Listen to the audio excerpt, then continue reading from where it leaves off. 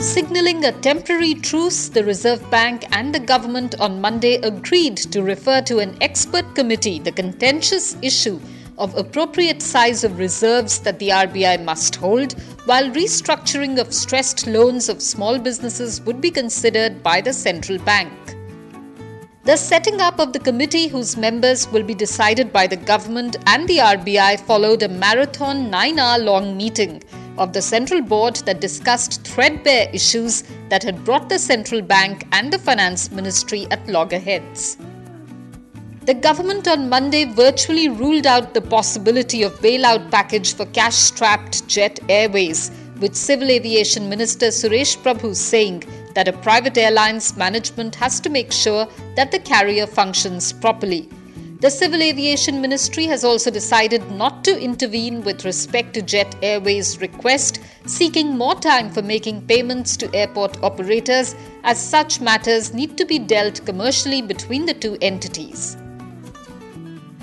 Prime Minister Narendra Modi on Monday set an ambitious target of India breaking into top 50 nations on the World Bank's Ease of Doing Business ranking and said efforts are on to nearly double the size of the country's economy to $5 trillion. Reforms will continue and procedures would be further eased to make it easier for companies to do business in the country, he said, adding efforts are on to increase the size of the economy to $5 trillion. In a third resignation from the Yes Bank board, independent director R Chandrashekhar on Monday put in his papers, according to a regulatory filing. Besides, the private sector lender is expected to overhaul its board after receiving nod from its promoters, sources said. The bank cited personal reasons for Chandrasekhar's resignation. Yes Bank's Nomination and Remuneration Committee is reviewing the performance of the board members, according to sources. The RBI got cracking after its 9-hour board meeting on Monday, announcing it will buy government securities under open market operations for Rs 8,000 crore on November 22nd.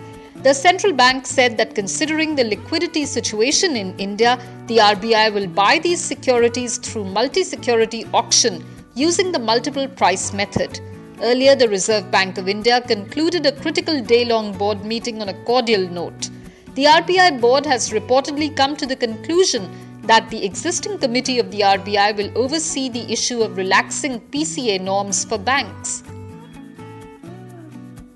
Mark Zuckerberg's problem doesn't seem to end.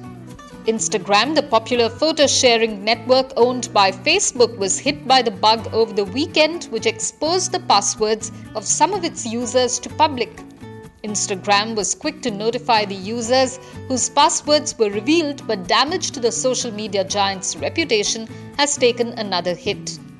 The spokesperson of the company said that the issue was identified and the affected users were informed immediately.